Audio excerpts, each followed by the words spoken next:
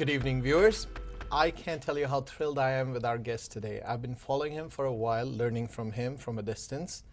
And also, how do you list his accomplishments? I think we would be here for the whole hour just listing his accomplishments. So, all through the show, I'll list them. But let's start with a couple of them. One, Worth magazine called him one of the top 50 CEOs.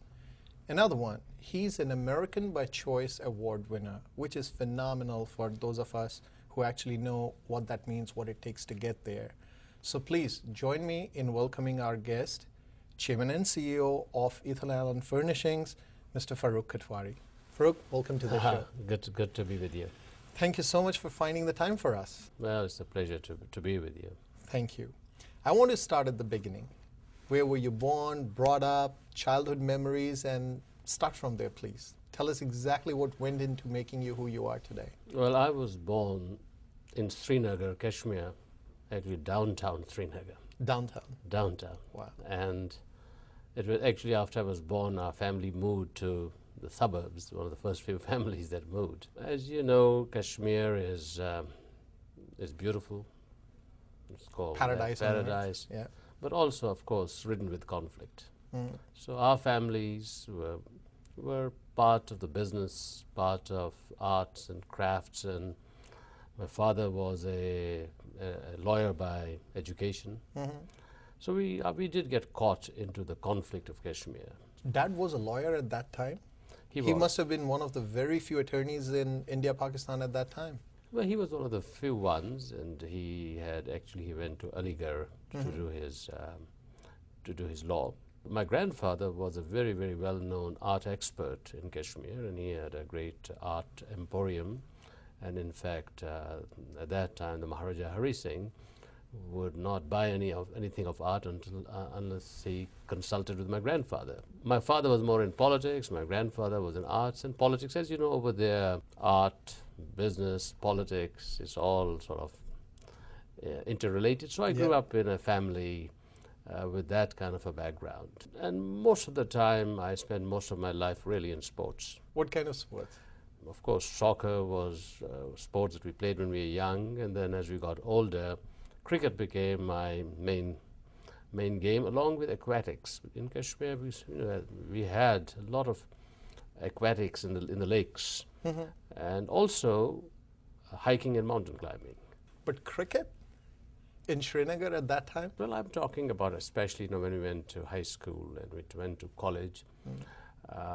Cricket was, for me, a great game because I could spend a lot of time at it. And in fact, it was because of sports I ended up studying arts and literature. Because as you know, if you were a serious student, you had to go to medicine or engineering. In fact, that's what I was supposed to do. Right. And a year later, without telling my family, which was unheard of, right? I decided to go to arts, literature, political science, economics. So when my grandfather, the head of the family, heard it, called me, and he said, what have you done? Do you want to be a forest ranger?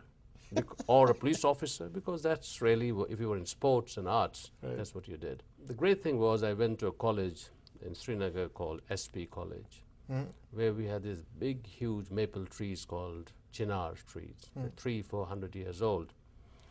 And the professors, because we were very small classes in the subjects that I was talking about, literature, for instance, English literature, we would study under a tree. We would sit with the professors. We would be talking. In fact, because I was so involved with sports, the principal had advised some of the professors they should teach me when I have time. Now, I thought at that time I'm not learning, but I was really learning. And learning, which today would be considered amazing, that is almost one-to-one. Yeah. And so cricket was an important part of my life because it taught me to play with the team, become a teammate. Yeah. And of course, lead the teams because I was most of the time the captain throughout these periods. Were you guys getting any sort of an allowance or something for playing cricket at that time? Well, when we went to Jammu, we used to get, I think, about 3 rupees a day. And of course, we used to stay in the hostels. And for 3 rupees a day, we had to eat and take care of us. In fact, I remember one of the years, we had the teams from our college playing in Jammu. It was a cricket team, the football team, the hockey team. So we got together and said 3 rupees, which does not take us too far, and why don't we send a delegation to the Prime Minister? At that time, Bakshi Ghulam Muhammad, his designation was the Prime Minister. And so we had heard that he liked sports. So we went to see him and with a delegation to ask him if he could consider us being authorized to get 5 rupees a day rather than 3 rupees or 4 rupees, whatever it was. Which was a big leap. It was a big leap. 67% raise. Right, but you know what 4 rupees is? Yeah. Or 5 rupees is in dollars? Today, Yes, a few pennies. a few pennies, yes. Wow. We're talking about going from 2 pennies to 3 pennies, That's basically. right. That's what it was. Right. And did you get it? We got it, yes. In fact, he treated us very well. Now, other thing I remember at that time was the fact that we had to go by bus from Jammu, from Srinagar to Jammu. And in winter, it's not an easy trek. It's not an easy trek any time of the year. Yeah. Those roads are a death trap half the time. They are. And I remember once we were going back to Srinagar, and the top, it's called Patni Top, was closed. Near Khud Near and Khud. Batot? You're absolutely right. Oh You know my the names. God. So we were there, and the cricket team was there, and we were stuck with maybe hundreds of buses and cars, and there was no food. So I said to the team, I said, how far is the other side? We asked somebody. They said, it's only 12 miles, not realizing we had to cross a mountain. So I said to my friends, I said, let's go.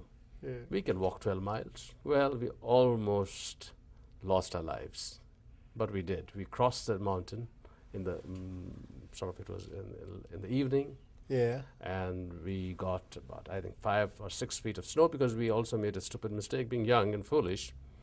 Coming down, we decided that instead of following the road, we'll take a shortcut down. Shortcut. We were lucky to have made it to the other side.